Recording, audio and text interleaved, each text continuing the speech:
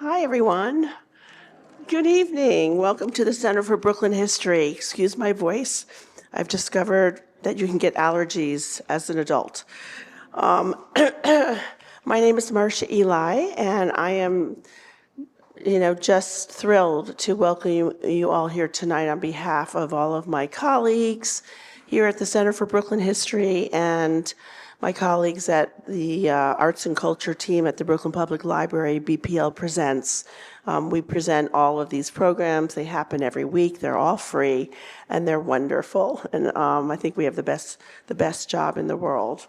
Tonight, we are honored to welcome back to CBH Jeanne Theoharis, whose new book is King of the North, Martin Luther King Jr.'s Life of Struggle Outside the South. As she writes in the book's introduction, this is a story of a king who challenged white Northerners to walk the walk and address the segregation and inequality rife in their own cities. She goes on to point out that this is not the king whose story we know. The, quote, Southernification of King is and was, as she says, quote, a more comfortable tale. To help us find out more about why that is and so much more about this fascinating story, we are thrilled that Jeanne's conversation partner this evening is Professor Eddie Glaude, another extraordinary educator, author, and political commentator who is joining us from far off Princeton, New Jersey. In a moment, I'll welcome Jeanne and Eddie to the stage, but first, I want to make sure that you know that King of the North is available at the CBH shop, which you probably saw as you came in over here to the right, and Jeanne will sign copies following the program at the front of the four-room that you came in. At the end of her conversation with Eddie, we'll turn to you and your questions. Our ushers will bring a mic to your seats. I only ask that you do your best to keep your questions brief and try to resist lengthy commentary, as irresistible as that sometimes is. Now let me tell you a little more about our guests and turn it over to them. Jeanne Theoharis is Distinguished Professor of Political Science at Brooklyn College and the author or co-author of 13 books and numerous articles on the civil rights and Black Power movement and the contemporary politics of race in the United States. Her award-winning biography, The Rebellious Life of Mrs. Rosa Parks, was adapted into a documentary of the same name, executive produced by Soledad O'Brien. The film won numerous awards, including a Peabody. Her book, A More Beautiful and Terrible History, The Uses and Misuses of Civil Rights History, won the 2018 Brooklyn Public Library Literary Prize for Nonfiction. Her work, and we're proud. Her work has appeared in numerous publications, including the New York Times, the Washington Post, The Nation, Time Magazine, The Atlantic, The Intercept, and the Chronicle of Higher Education. Eddie S. Glaude, Jr., is the author also of several books, including We Are the Leaders We Have Been Looking For, Democracy in Black, and the New York Times bestseller, Begin Again, James Baldwin's America and Its Urgent Lessons for Our Own, which is the winner of the Harriet Beecher Stowe Book Prize. He frequently appears in the media as an MSNBC contributor on programs like Morning Joe and Deadline White House. A native of Moss Point, Mississippi, Glaude is the James S. McDonald Distinguished University Professor at Princeton University. Please help me welcome Jeanne and Eddie for this conversation.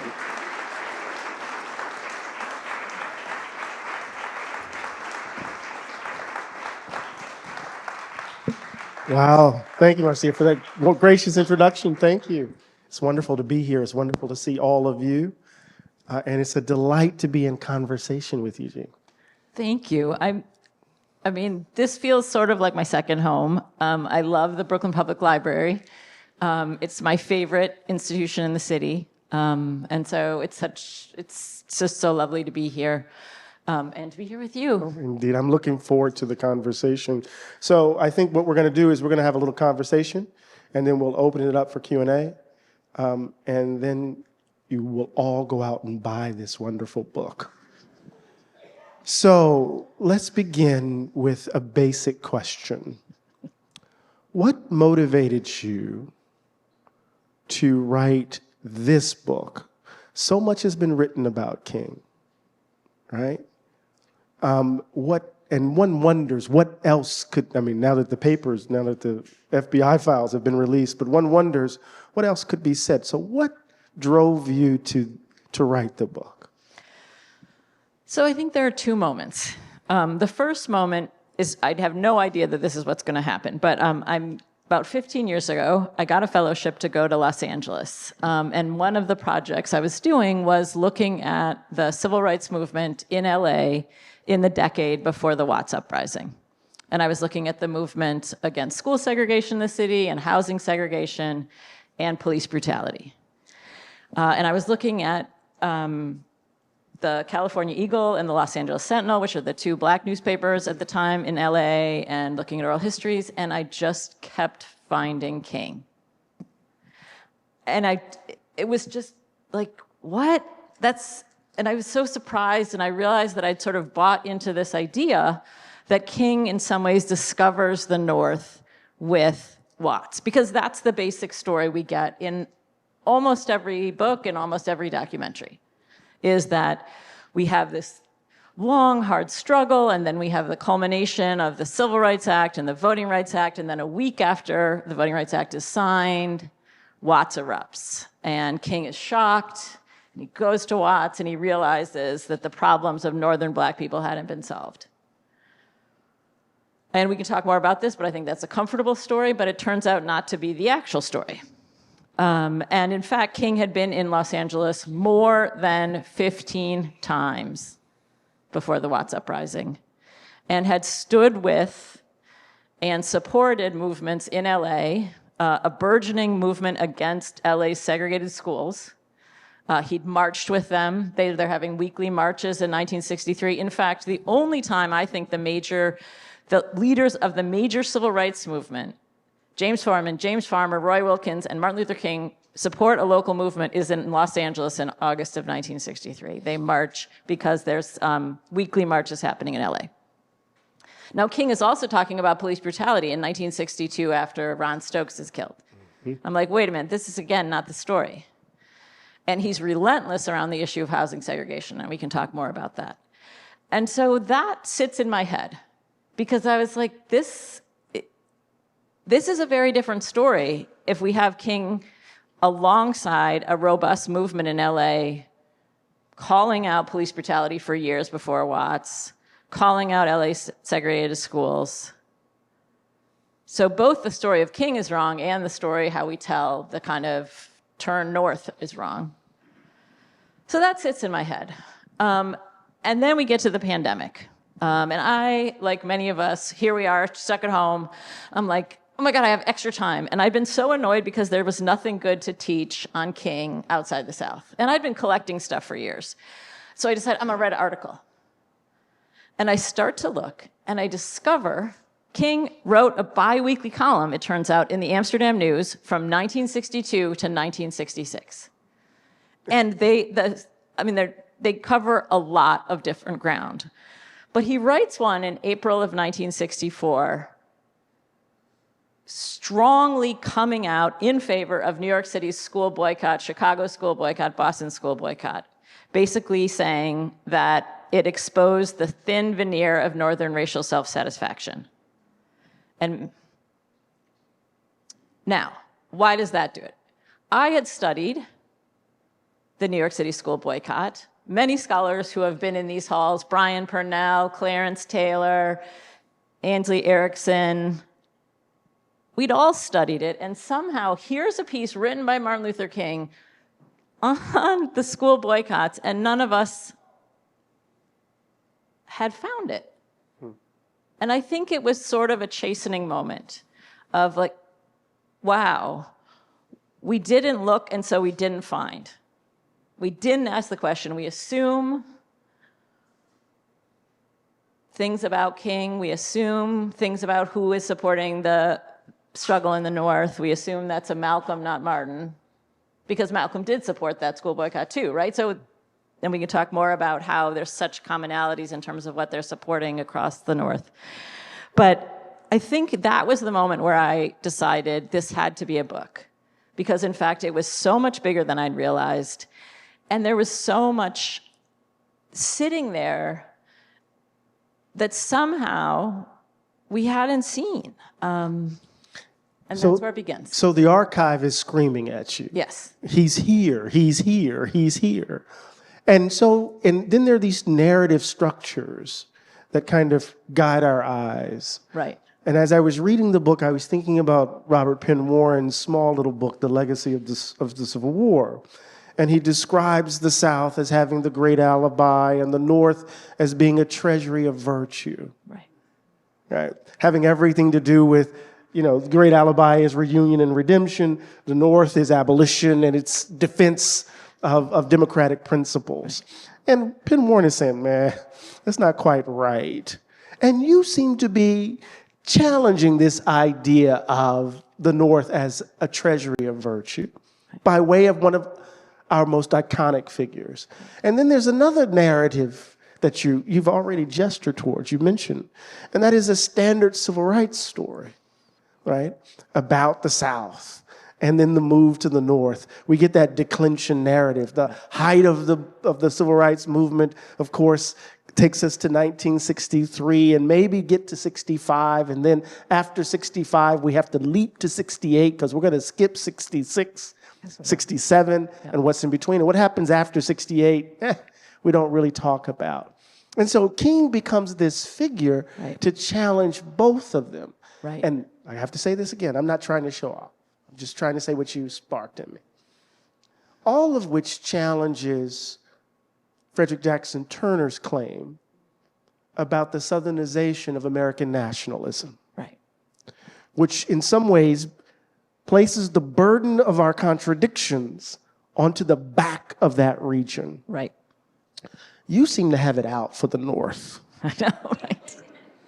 And King helps you do this. Talk a little bit about the way in which King of the North interrupts those stories.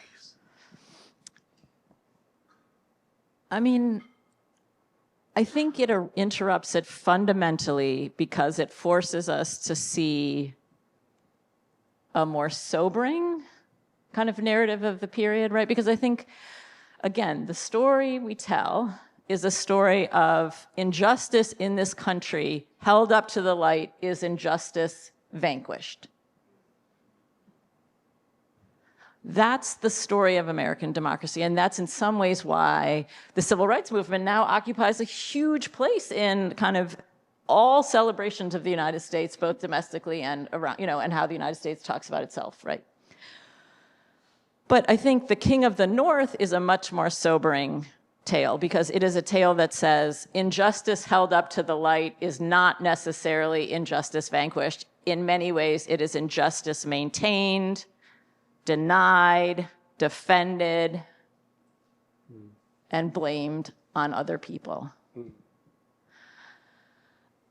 And so I think what King of the North, or sort of looking at King through this new lens kind of forces us to do is to see a lot of things. I think it forces us to see the way we tell that story. So we could just look at 1963, right? And where we're used to looking in 1963 is, I would say, two places. One is Birmingham. And at the same time that he and the SCLC is involved in the struggle in Birmingham, he's also in Chicago. And he's saying in Chicago that Chicago is as segregated as Birmingham. And you can imagine what Chicagoans think about that. White Chicagoans are furious. Mayor Daley is furious. Chicago Tribune is furious. This is 1963. Hit dogs will holler. Exactly. Mm-hmm. He's also in LA in 1963, and he also says LA is as segregated as Birmingham.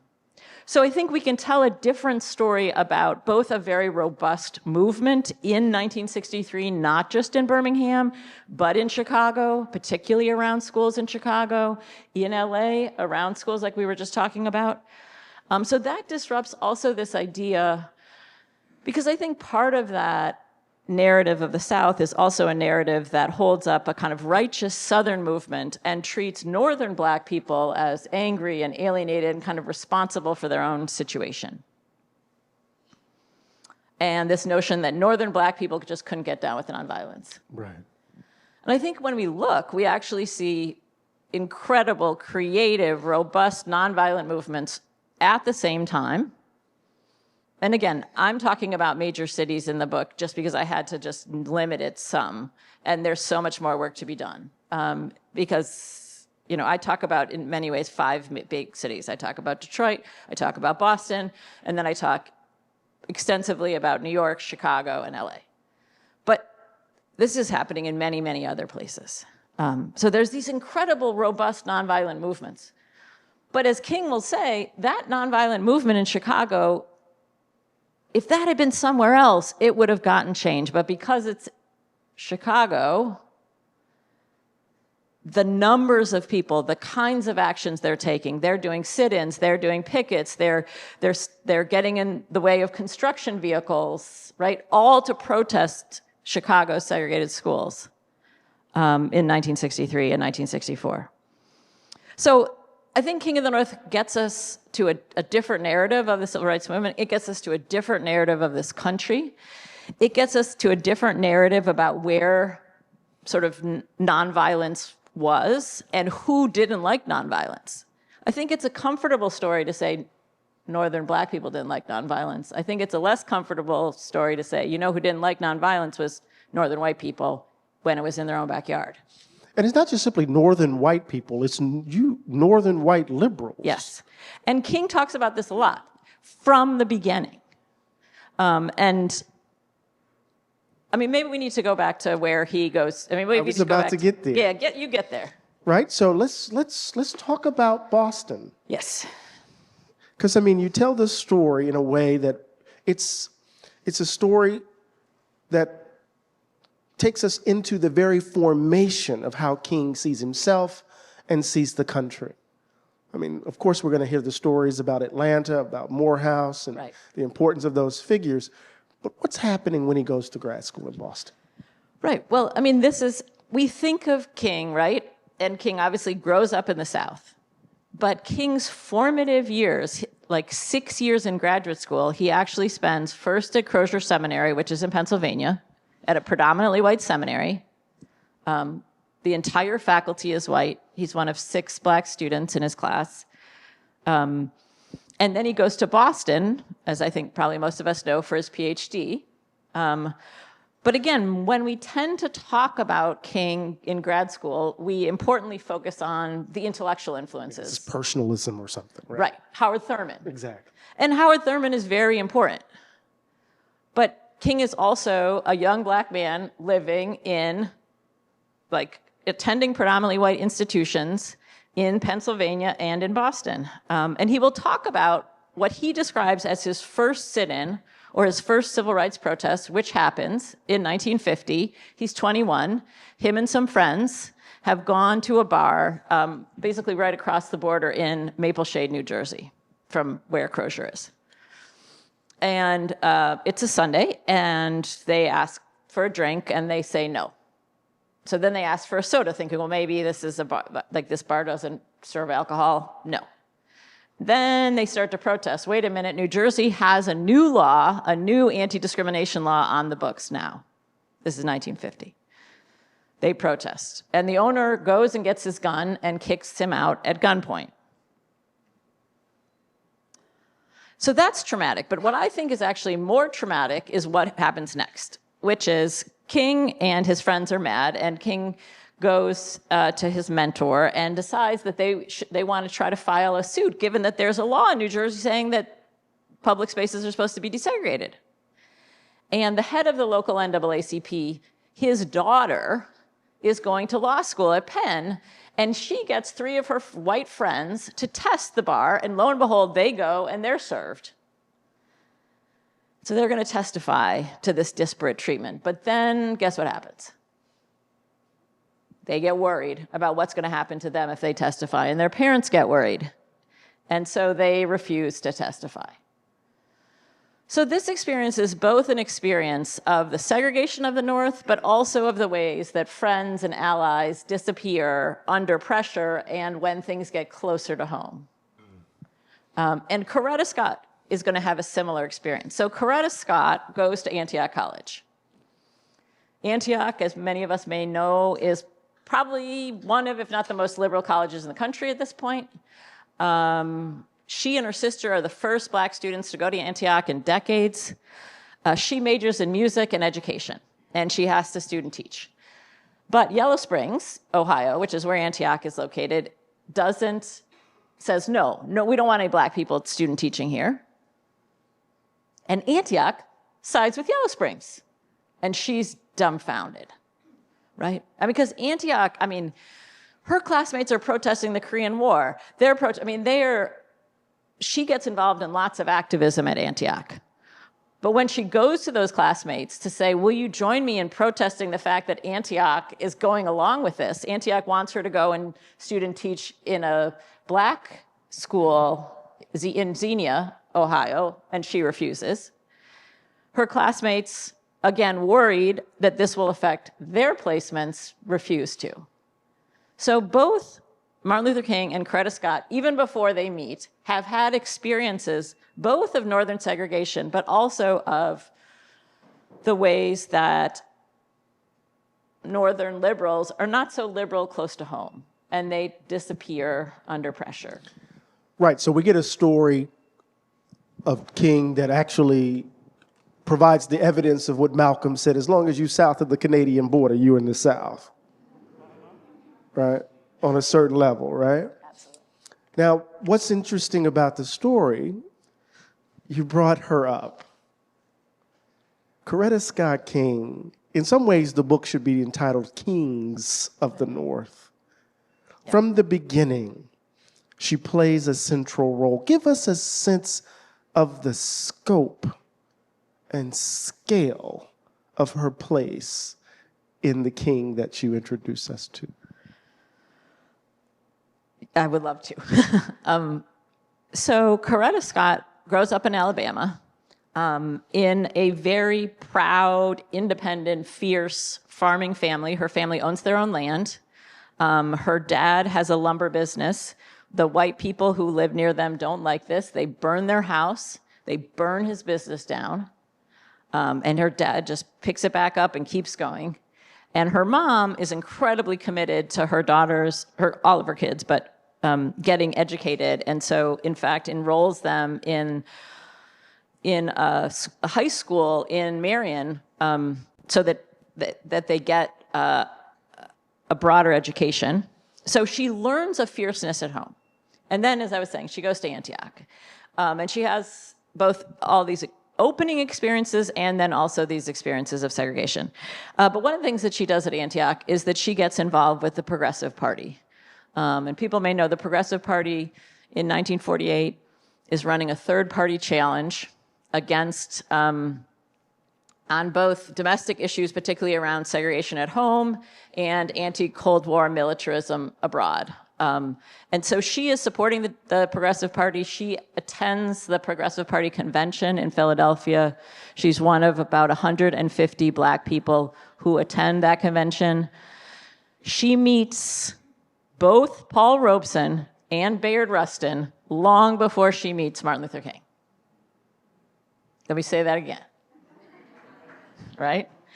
And in fact, Paul Robeson is really a hero for her because he's combining sort of music and kind of struggle and fierceness. And so she will kind of go back to Robeson in many ways as an inspiration for her. So this is who she is. Then she decides to pursue that music education. She goes to the New England Conservatory of Music in Boston. And a friend introduces them. And at first, she's not that keen on this because she is not really interested in a minister because most of the ministers she knew were all about suits and sanctimony. And those are her words, not mine. For her, she is a deep Christian, but her Christianity is very much rooted in what you do with your life and in your life. And I want us to get back to this in a second because we often talk about the theological or religious influences on Martin Luther King, but Coretta Scott is going to be one of those. He also learns that she doesn't go to church. She actually is doing live-in domestic work in Beacon Hill to be able to afford to go to the New England Conservatory, and so she's not going to church because, Beacon Hill is literally all white. So they meet. On their very first date, they talk about racism and capitalism, like any first date, right? He is smitten. He has never met somebody like her. And he says at the end of this date, you have everything I want in a wife. You're beautiful, you're smart, you're so principled. And she's like, you don't even know me. And one of the things I sort of like about how she describes their courtship is she's like not letting him get away with sort of the lines that perhaps have worked in the past. So he's bringing his A game. And I think part of what they find in each other, and she comes to really appreciate, like he has this vision, and she's like, thinks to herself, wait, it seems like he went to Antioch. Where did he get this? Like he has this vision for the kind of change that he wants to make, that in part why he's gone to Crozier and why he's gone to BU is to find a ministry that's different from his father's, right? That is rooted in kind of Christian change in this world. And in many ways, he finds that in her, right? Because in some ways, she is living as a Christian in ways that I think reinforce that path for him as well. And just to kind of go back to, the Progressive Party, the ideas that we associate with Martin Luther King's last year, right? The kind of triple evils of racism, poverty, and militarism, she has when they meet. They get married in 1953. She refuses to wear white. She refuses to wear a long dress. She wears a T-length light blue dress. And she gets her very imposing father-in-law, King Sr. And by some accounts, it's only Coretta Scott that kind of challenges Martin Luther King Sr. She gets him to take Obey out of their vows because she says it makes her feel like an indentured servant. So this is Martin Luther King's person. This is his beloved, right? And I think both who she is and that is who he loves, I think says a lot about both of them and what they will become together. And I think this is a really important part of the book because as you see King move in relation to his politics, in relation to his activism, she's ahead of him, almost in every instance, pulling him in these directions. And I'm thinking about the peace movement, I'm thinking about Vietnam, I'm thinking about even Black Power. And remember why am I telling you to remember? You can tell me. You go. It's your book. But just the idea, she's at Gary in 1972. Yeah. The Gary Convention. She's one of the real founders and like precipitators of the Gary Convention. Exactly. Yeah. So there's a sense, the arc of the story. Yes. And this is why you have to read the book, because there are a lot of characters in this book. And Coretta Scott King is critical. Now, let's shift for a quick second, because you've given us a sense of the scale of his, of his witness in the North. Yeah. Across these 5 major metropolitan areas. We got to talk about the March on Washington and Detroit at some point. Yes, we do. But before we get there, let's talk about the role of the media in this story. Yeah. We have always been told this particular story about how important the television, print media was to the civil rights movement. But you make the argument that it's playing a distorting role in the way in which King comes to us. Say a little bit more about this. Yeah. I think to go back to kind of where we started our conversation, which is the road to this book, that part of the road to this book was also a road of as you were saying, there's a lot of books on Martin Luther King, right? And trying to figure out why hadn't people seen this, and why was this hidden in plain sight? And one of the answers, I think, to that question is the ways that we have trusted the media to tell us the story of Martin Luther King. And partly we've done that because by the late 50s, early 60s, the national media and the national print media was doing serious, rigorous reporting on the South. And by that I mean they were sending reporters, they were questioning what Southern public officials were saying, they were covering movements, not all movements in the South, but some movements in the South, like with substance. But at the very same time, those same outlets had a lot more trouble covering segregation in their own cities and movements in their own cities. But I think we had assumed, because that the media plays such an important role in the South, right? John Lewis will say, like, we would have been a bird without a song without the media. Right. We know not to fully trust the print media if we're studying Malcolm, right? Right. But with King, I think we did trust it too much. And so when you actually look, the coverage is very, as King would put it, as long as I was safe in the South, Northern liberals and Northern liberal journalists supported kind of the actions of Black people, nonviolent disruptive protest in the South. But that same nonviolent disruptive protest, when it moves to New York, and one of my favorite sort of moments, right, with the New York Times is how insane they go about the 1964 New York City school boycott, right? The New York City school boycott, February 3rd, 1964, is the largest civil rights protest of the era. Almost 500,000 people, mostly students and some teachers, stay out of New York City schools to protest the fact that we're 10 years after Brown, and they don't even have a plan for desegregation, let alone desegregation. The New York Times calls it unreasonable, reckless, violent, adult-supported truancy, right? They go nuts. And sort of, I'm using this partly because we're sitting here in New York and it's a good example, but this is the kind of coverage we see from the New York Times, from the Washington Post, from the Chicago Tribune, from the Los Angeles Times, when those protests are closer to home. So we know from many books that Southern newspapers fell down on the job, right, with the Montgomery bus boycott, right, or with the movement in Birmingham, right? The Montgomery Advertiser, absolutely, in similar language, right, is apoplectic about the Montgomery bus boycott. But what we haven't, I think, fully reckoned with is the ways that the mainstream national media is largely based in the North and largely can't cover, is having the same trouble that Southern newspapers are having covering their own segregation and movements in the South. And so, particularly in the figure of Martin Luther King, I think it's very revealing, because I think sometimes today we have this sense that, and we have King dragged out all the time around Black Lives Matter, around the Palestine protests, against young people, if you would just do it the right way, the King way.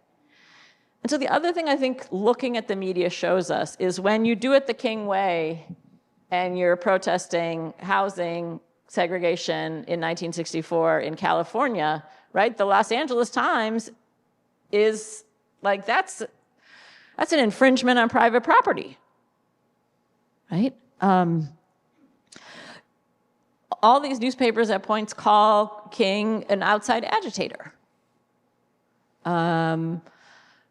There is a sense that you don't know what you're talking about. This is not real segregation. Go back south. That's where the real problem is, again, that runs through all of these papers. And so I think part of how we've not fully reckoned with this story is in part by media narratives that frame the problem in the South, frame the noble movement in the South, frame this idea that then Northern Black people didn't go for nonviolence, right? So then there's tons of coverage about the uprisings. And then this idea that King is not, Black people don't like King in the North. Right. Which again does not hold up if you actually look carefully. Which is not to say everybody loved King. They did not. Lots of Black people in the North had disagreements with him, just like lots of Black people in the South had disagreements with him. But similarly, the kind of way that he was also welcomed and beloved. Right. And I mean, look, we know that the media and its coverage of even the uprisings, the media and its coverage of Black Power. I mean, horrible. Right. In some of the iconic imagery of Black Power, much of that was staged. Right. Right. The guy looking out of the broken glass window. The reporter actually told him to sit there. The photographer. Right. It was a staged image. Right. Right. And so you're saying that this is not just directed towards these militants. Right. This is happening with King. Right. Right. Over the court. The wonderful story of Halberstam, following him for this big Harper's piece. Right. And what does he say about him as he's following King? The one whom John Lewis said was the only one of the few who got us right. In Nashville. But when he's following King in like Cleveland and New York, King is now arrogant. He's lost his way. Black people are not necessarily ready for jobs, right? So we have all of these kind of culture of poverty ideas about Black Northerners. But again, I think there's been this sense that we somehow believe this because it's David Halberstam, and he was the only, he was one of the only people covering the Nashville sit-ins. Okay, I got to ask you this question. Okay. And you can't tell me because it was all hidden in plain sight. Yeah. What most shocked you as you were writing this? Something that you just said, shh. I mean, okay. But you can't just say because it was hidden in plain sight. No. Okay. So we haven't gotten to talk about this very much, but one of my favorite parts of the book is all the work that King does. So if we know anything about King, right, it's King's campaign and SCLC's campaign in Chicago, which actually starts in 1965, even though we date it in 1966. The beginning of 1966 is when the Kings actually moved to Chicago. And he's doing all this work with gangs. And I think maybe the thing that shocked me the most is just the way that these young men talk about King. The head of the Vice Lords goes by the very first day the Kings move into Vice Lords territory. They move into a West Side apartment. And so you can imagine, they come by because this is, and then Lawrence Johnson, his name, he says, you couldn't help but fall in love with him. Jeff Fort, head of the Blackstone Rangers, just talks about what a father figure King was, how much they loved him, how, not that they agreed on everything, but how much King listened. I think maybe the thing that surprised me the most, because it was, again, something that I'm like, why don't we know this? Many people, from Harry Belafonte to Coretta Scott King, to many of these gang members, talk about King being a very good listener. I'm like, why don't we know that? And once you say it, it's like, okay, yeah, that part of King, if we think about like what King's gifts were, or as the young people say, superpowers, right? I mean, one of King's superpowers. Young people say that? is his ability to be close to suffering, I think. Yes. But also to kind of take things in. And so again, the descriptions of how King listened, particularly to these gang leaders, to these gang members, because they did a lot of organizing, in part because they saw these young men as potential leaders, right? And not afraid, right?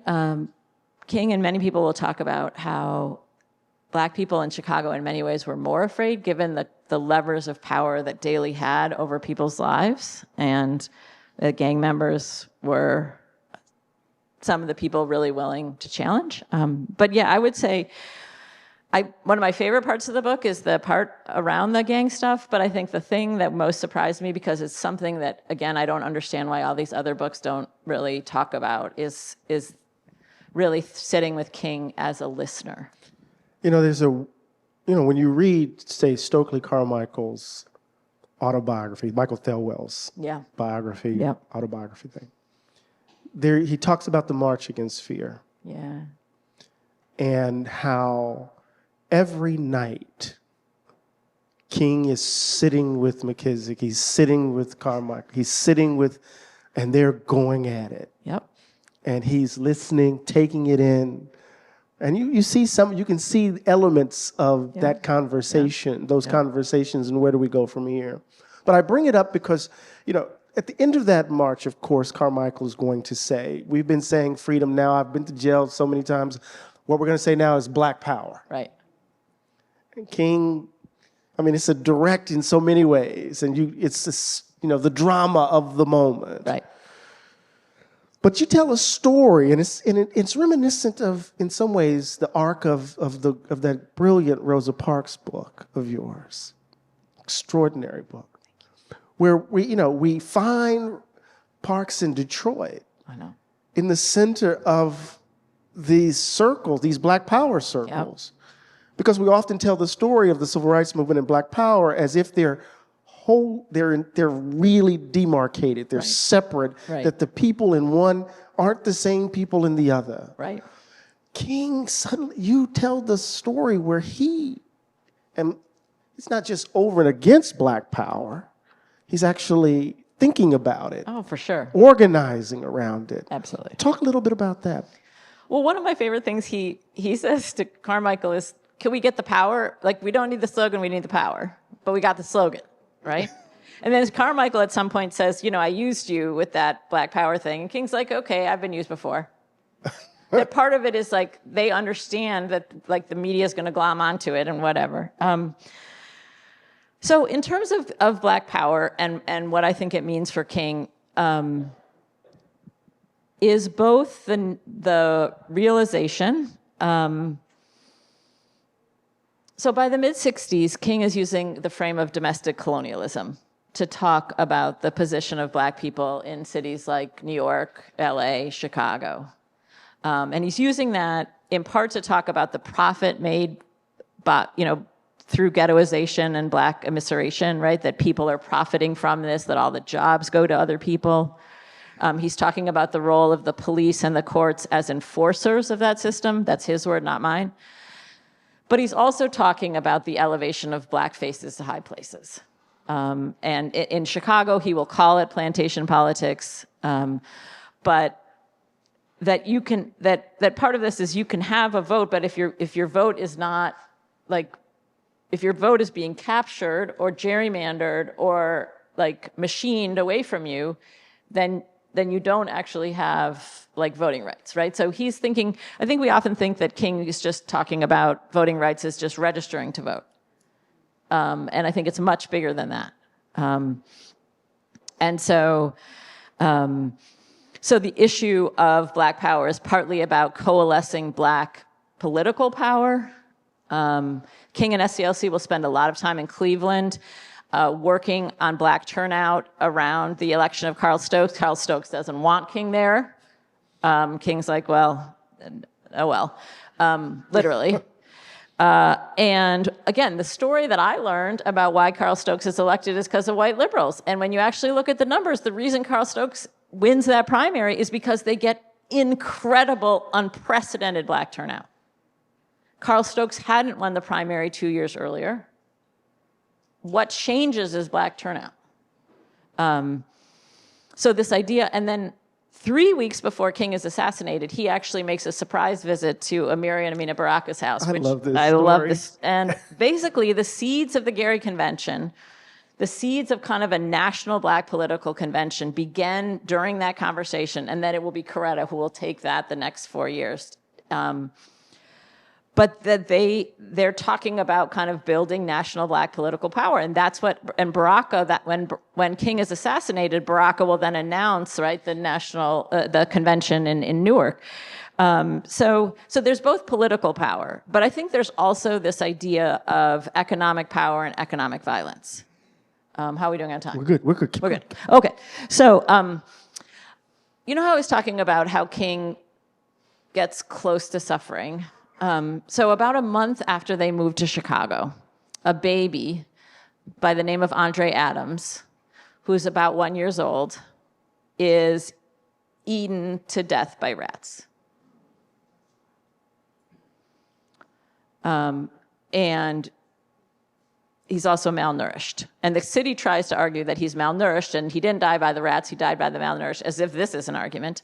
And King will call the death of Andre Adams as much of a civil rights tragedy as the death of Viola Liuzzo the year before. And Viola Liuzzo is the white housewife from Detroit who's killed after the Selma to Montgomery March. As much of a civil rights tragedy. And so I think one of the things that we often don't think about with King is the king of rent strikes, the king of tenant organizing, the king of economic boycotts of businesses that don't hire black people or who don't buy from black businesses or who don't hire black construction workers, because that's very much a part of what the Chicago campaign is doing, right? And again, right, we have, I mean, the king, like King of the North, or turning our kaleidoscope, we all know King was about nonviolence, but we've reduced that idea of nonviolence, and so we think about sit-ins, or we think about a bus boycott, or we think about a march, but somehow the king of rent strikes, right? That king, that is nonviolence, right?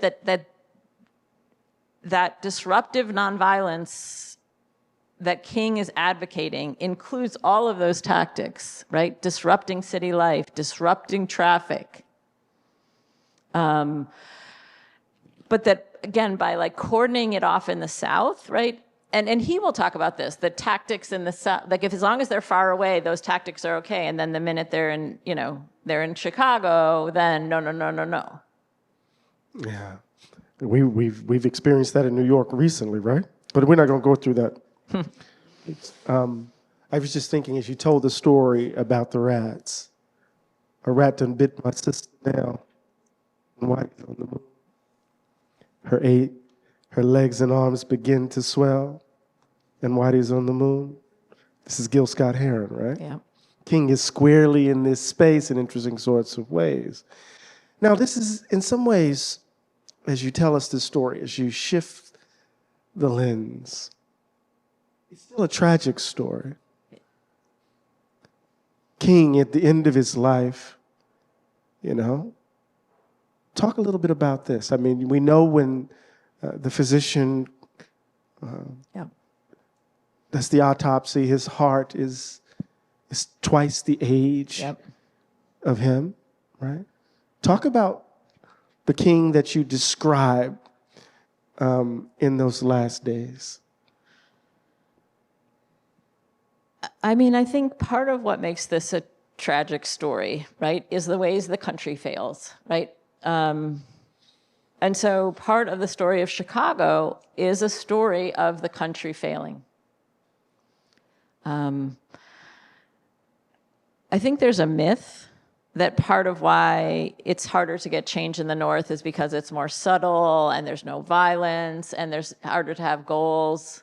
And in fact, they had very defined goals. And in the summer of 1966, when, at the beginning of the summer, in May, a young man by the name of Jerome Huey, 17 years old, Chicago teenager, goes for a job interview in a Chicago neighborhood called Cicero. And Chicago had many neighborhoods that were sundown neighborhoods, which basically meant black people could work there and did work there, but weren't safe there at night. So Jerome Huey, 17 years old, goes for a job interview and then is waiting for the bus and is attacked and basically beaten to death by 4 young white men, and he dies in the hospital 2 days later. Now, I would imagine everyone in this room has heard the name Emmett Till. Emmett Till was lynched 11 years before Jerome Huey. Jerome Huey was lynched in May of 1966. How many people before I said his name had heard his name? Show of hands. Right. Almost none of us. So I think one of the other things that makes this tragic or makes this is the fact that even the most obvious of racial violence is seen differently, treated differently. That lynching of Jerome Huey in many ways is kind of helps to spur the idea that they're going to do open housing marches that summer. And so you may be familiar, right, with the, basically they march into some of these sundown neighborhoods like Gage Park and Marquette Park, and the violence is crazy. Andy Young, right, King's lieutenant, says it's far worse than what they encountered in the South. Like the mobs are bigger, like whole families come out of their houses. So the violence is crazy. But how the nation reacts to that violence is very different, right? So when we see the violence on the Edmund Pettus Bridge in 1965, right? We then have President Lyndon Johnson address the nation. Basically, this violence will not stand, right? And that is the road to the Voting Rights Act being passed. Now, in 1966, there is a new Civil Rights Act that ostensibly Lyndon Johnson is trying to get passed. And one of the big parts of it is around housing discrimination. And here you have massive violence. King himself hit in the head with a brick or a stone like the size of my hand. But we see a very different kind of coverage of this violence and a very different treatment by Humphrey and by Johnson himself. And so it is the marchers who are inciting the problem. They're causing trouble. And they are what needs to stand down. And that Civil Rights Act, so Lyndon Johnson does not address the nation at all, or even decry that violence. And that Civil Rights Act withers in September. And it is not until the blood of Martin Luther King, right, the assassination of Martin Luther King, that then Johnson gets up off the chair and gets a Fair Housing Act passed. But not in 1966. So this is a story where injustice, where America got to see the kind of violence when Black people even marched into neighborhoods in Chicago, and the country allowed it. Yeah. And King got sadder and sadder. Got sadder and sadder. Why? We're going to turn it to you in a second, so I know you have questions. Why did he get sadder and sadder? I mean, I think this is massive organizing, right? Massive numbers of people. They hold this problem up to the light in so many different ways, both the kinds of conditions that the city is allowing people to live in. So if we take kind of the two, like part of why I tell the story of Andre Adams and of Jerome Huey is I think they're two faces of kind of what segregation looks like and what kind of white supremacy or what kind of racial violence looks like, right? Structural violence and physical racial violence. And the nation has allowed it, right? And one of the things that both kings do is they double down. If we're going to talk about their greatest gifts, is that when faced with pressure, both of them have the ability not just not to shrink, but to double down. And so in many ways, the lessons of Chicago will then lead King when Marion Wright comes to him with this idea of an encampment in DC King is delighted. And in many ways, his mood, he's been so sad. King gets so sad in 1967. I mean, King struggles with depression, as probably many of us know, a lot, and exhaustion. He's hospitalized for exhaustion at least 4 times that we know of. But I think also the kind of ways that just like trying and holding these issues up and having this injustice stand sort of just takes a toll. And so one of the things that kind of captures his imagination, again, is Marion Wright, who is a young lawyer who has brought some Congresspeople down to Mississippi to show them what Mississippi poverty and kind of racism looks like. She says we should do an encampment in D.C., and King loves this idea, right? And out of that idea is born the Poor People's Campaign. And that lifts his, like in many ways, that gives him, again, it's going bigger. We're going to take it to the nation. We're going to bring all these different people, right, that they've been working with, right? Because one of the stories of the King of the North is a king who just crisscrosses the nation. And so one of the magical things about the Poor People's Campaign is all the different people that they know from all these different places, like, are going to come together. But there's this I was saying to Eddie right before we started tonight, that one of the saddest quotes to me comes from Coretta's sister Edith, and just describing how worn down King was in the summer of 1967. And she uses this phrase, he'd preached his heart dry, right? And just that he kind of was he just in many ways felt like he'd tried and it had done no good. When you read, we're going to open it up for questions, but when you read King of the North and you see the particulars of his witness, you see that we're constantly toggling between sentimentality and rage. And Baldwin says sentimentality is the mask for cruelty. Right, that there's these crocodile tears that we're going to save black folk. And then when we keep asking questions, keep asking for not your charity, but for justice, then there's rage. We must remove you from view. Right. So no wonder King could be on the cover of Time magazine and end up being one of the most reviled men in the country. And in order to understand that, you have to understand that that's not a Southern story. That's an American story. Thank you to Jeanne Theoharis.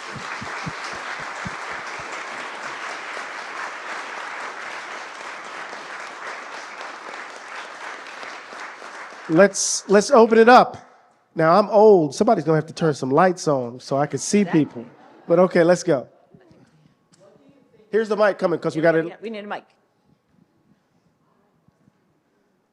What do you think he would have thought of the recent hands-off protests in which, black people basically said, we're done, we're not doing this anymore, we're not stepping out and getting ourselves brutalized, you guys fix this.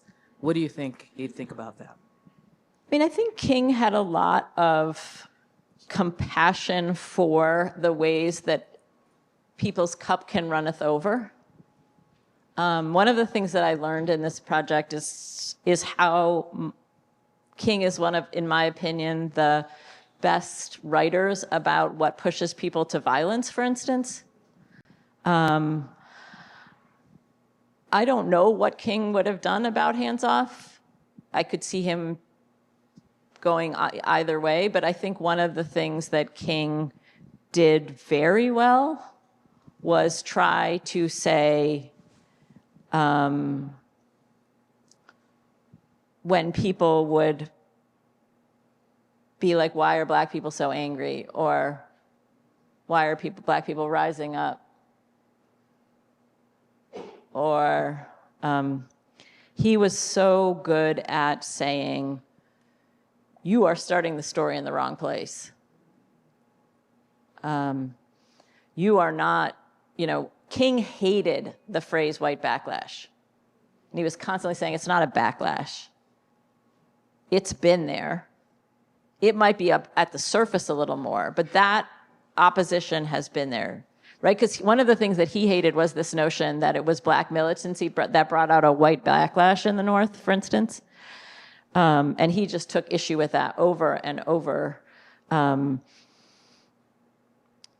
this is not actually an answer to your point, but it's one of my favorite quotes from him, so I'm just going to say it, which is one of the other things that he was so good at was cutting through the kind of culture of poverty kinds of things that people would often say. And that so people would, there's this white woman comes up to him and she's like, why don't black people just clean this neighborhood up? And he's like, ma'am, that's the job of sanitation. That no amount of cleaning your neighborhood up is going to match the fact that neighborhoods are getting differential sanitation.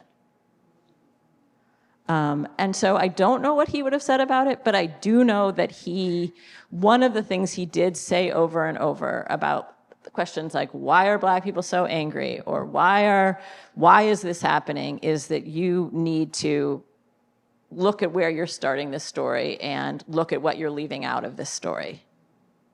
Okay.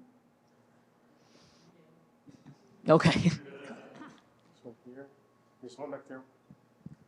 Yeah. Thank you for this wonderful talk. Could you comment a little bit on the gang organizing in Chicago, which I did not know about? Mm-hmm. I'm also curious as to how it relates to the later organizing by Fred Hampton and the Panthers. Yeah. And also, I'm very interested to hear that he used the phrase domestic colonialism, and I'm wondering what, if any, influence Frantz Fanon had on him. So many questions. So I'm not sure about Fanon, but many people talk about the King's visit to India in 59, but I really came to see that the King's visit to Ghana in 57 was as, if not more important in terms of really shaping their vision. And I think that's a couple of different things, right? So basically, they go to Ghana in March of 1957 to witness the inauguration of Kwame Nkrumah. This is 3 months after the successful end of the Montgomery bus boycott.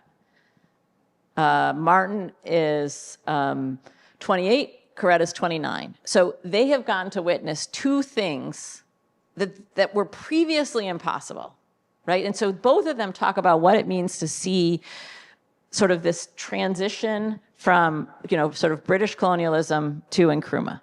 They are also there with all of these kind of black radicals from around the world. And on the way home, so they're there with CLR James, and on the way home, they stop in London, and they spend a day, Coretta and Martin, and CLR James and Salma James. And I wish I was a playwright, or I wish you were a playwright, because it's like one of those moments where you're like, what does this look like? But also understanding that those are his people. That this is 1957, and they have this whole day of like talking and thinking about the state of kind of race relations globally. And the Jameses are so excited about the Montgomery bus boycott, and they want to know all the details because it's, because people want to replicate it all around the world, right? So I think, but they both Coretta and Martin also talk about kind of seeing white supremacy in both segregation in the United States and colonialism in Africa, and sort of seeing these commonalities. So that's the first thing. The second thing, partly because we're sitting here in New York, and I didn't get to talk about King's favorite union. So this is a long answer to your question, which is 1199, hospital and healthcare workers.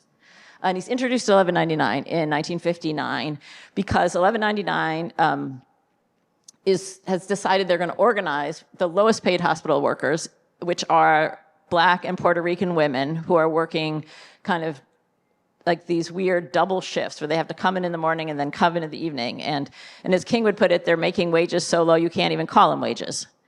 But because these are classified as private hospitals, they don't have the right to unionize, so they're going to have to strike to even get a union. And so King meets with them for the first time in 1959, and they want his support for the strike, and he's delighted, and he's like, call on me, count on me. In many ways, 1199 is walking the walk in terms of what a union can be in terms of interracial militancy. He supports also 1199 will strike 6 more hospitals in 62. But he also, through that work, begins to see the commonalities between the experiences of African Americans and Puerto Ricans in New York. And he meets Gilberto Garena Valentin and Manny Diaz. And so in 1963, he invites them down to Atlanta, and he gets them to organize Puerto Ricans to come to the March on Washington. And thousands, if not Gilberto Garena Valentin says he organizes 30,000 Puerto Ricans to come to the March on Washington. Even if it's, not that. They're on the front page of El Diario. They carry Puerto Rican flags. They sing the Puerto Rican anthem. At some point during the day, King has, not in the official program, but King has Valentin give a speech in Spanish at the March on Washington. So this is 1963. So then we get to Chicago, and they're doing all this really interesting work around also making connections with and organizing with the Puerto Rican community in Chicago. Then, when King is called away to go to the Meredith March, who knew this? Gilberto Garena Valentin, Puerto Rican organizer in New York, he comes down to the Mississippi to be in the Meredith March too, right? I mean, King is constantly collecting people and bringing them with him. Okay, so this gets us to Fred Hampton. Fred Hampton is a teenager. He marches in some of those open housing marches. After a while, he's very inspired by King. After a while, he can't do it anymore. They're just too violent, and it makes him too angry. But he will credit that kind of interracial organizing that the Chicago Freedom Movement is doing and King is doing. Both, they're doing it, like the gang stuff is also bringing in Latino gangs, and also they're doing organizing with Puerto Ricans around kind of urban rural and school segregation stuff. So he will credit the kind of idea for the rainbow kind of coming out of the seeds of kind of the Chicago Freedom Movement in '66. So again, all these things have these much longer trails, right? And not these like Eddie was saying, right? We always think Hampton over here, King over here, Black Power over here, and in fact, right, they're growing out of the same soil that people are learning and taking the baton further down, like Hampton does with the Rainbow Coalition. It comes back to us in '84 with Jesse's campaign. Exactly. Another question, did King's stance on the war, was that part of the book as well? Oh, yes. Oh, and then we get to talk about Coretta some more.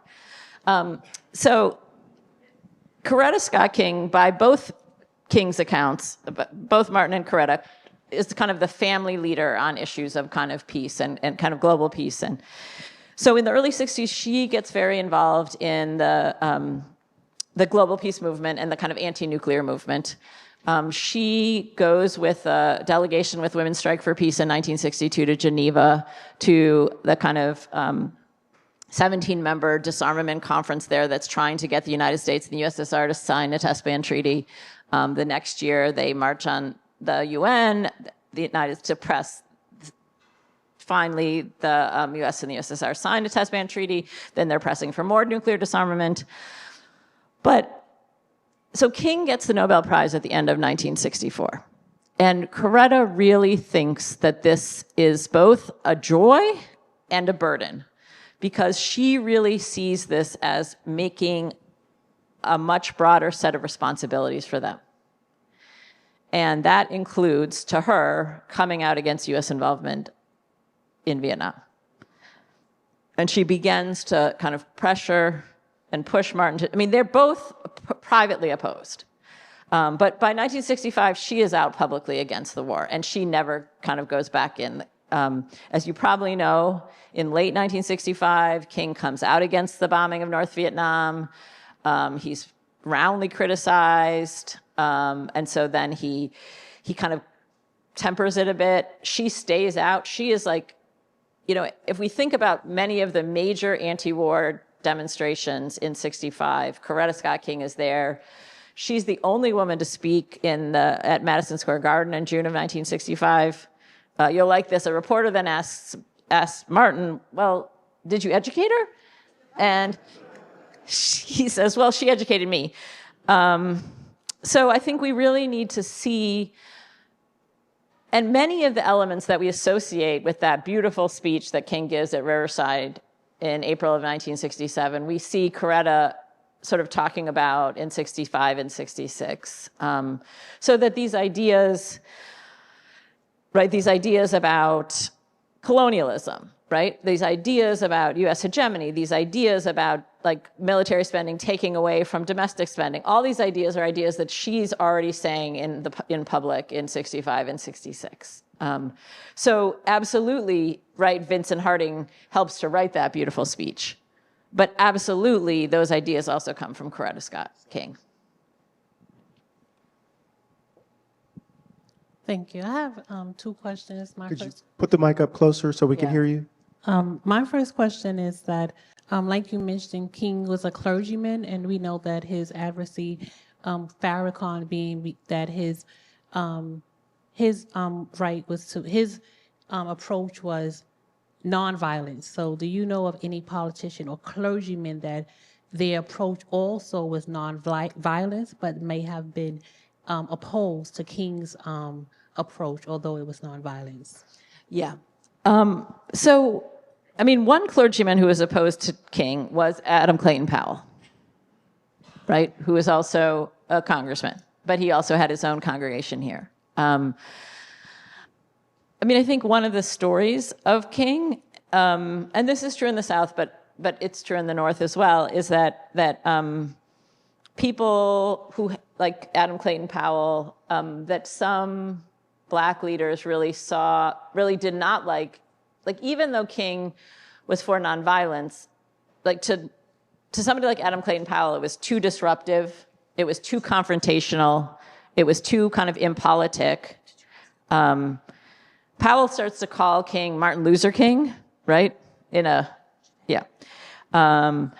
I think, I mean, this is not just a Northern story. We want to remember, right? During the Montgomery bus boycott, many Black ministers as well as white ministers did not support the bus boycott because it was too confrontational. The national NAACP doesn't support the boycott. They support the legal challenge, but not the boycott. So I think part of the ways that kind of King's nonviolence has been in some ways sanitized and neutered, and that's not helpful for us in terms of what it actually took and what it actually looked like, but it also means that we forget how much opposition there was to it. Just a quick footnote, J.H. Jackson in Chicago, the split between National Baptist Convention and Progressive Baptist Convention is precisely rooted in the disagreement around method. Right. In fact, King literally gets pushed out of the pulpit. Right. I mean, there are battles, physical battles that are happening on the floor of those conventions to give you a sense of the debates within Black Christendom at the time. And many of like the Reverend Jackson, this is not just Jackson Baptist churches in Chicago forbid even leaflets about like events relating to King. Like, so there are big splits between Black people and Black religious leaders at the time. Yeah. We have time for one more question. Nancy, were you going to give the mic to someone? Okay. Hello. One of the reasons we think, in terms of the media response to the civil rights movements in the 50s and so forth, different from responses earlier, was the context of the Cold War. Absolutely. And how the United States was being portrayed in the international press. In your estimation, does the Cold War play any kind of role in the stuff that you're talking about here, the difference between the way the civil rights movement is portrayed in the South and the civil rights movement is portrayed out of the South? Absolutely. I mean, the Cold War is, absolutely part of why we get this narrative. And again, my work builds on lots of other people's work, right, that talks about the ways that the Cold War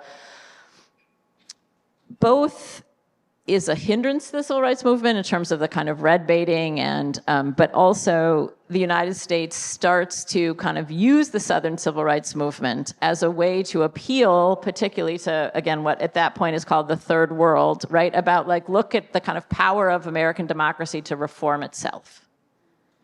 And so this kind of notion of, and partly they're trying to try to take the wind out of the Soviet Union's criticisms of U.S. racism by saying, like, look, this is a Southern problem and we're fixing it. So to show it as a national problem, to show it as like endemic to the American project, right, is not, that doesn't fit with this Cold War view. You will see the kind of red baiting of Northern activists and King himself, like for instance, around issues of police brutality. So police brutality in the South is seen as wrong and backwards and part of this kind of pre-modern system and needing to be fixed. And as King would say, but at the same time that sort of the nation trembles with outrage, it's tolerated and denied and okayed in the North. And it's, in fact, often called helping the communists when you talk about police brutality in the North. And so this Cold War narrative absolutely is fundamental to why we get a picture both of kind of racism as a kind of Southern anachronism, but also this kind of very, much more rich coverage of the Southern movement, because I think that also it sort of fits with an America that can reform itself, right? And look, the power of American democracy is when we have problems, we fix them.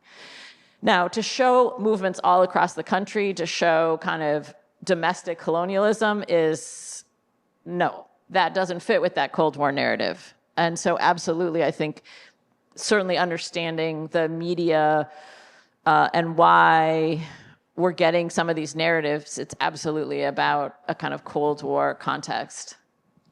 So can we thank Professor Theoharis for this wonderful book? Thank you. The book she will be signing. I think they will guide us to where we need to be. And she has this wonderful way of ending the book, give you a sense of the arc. I don't want to give too much away, but she says, you better be careful what you wish for. So this king that they're selling us, when we actually get a hold of him, he might fundamentally change who we are and how we see the world. All right, take care.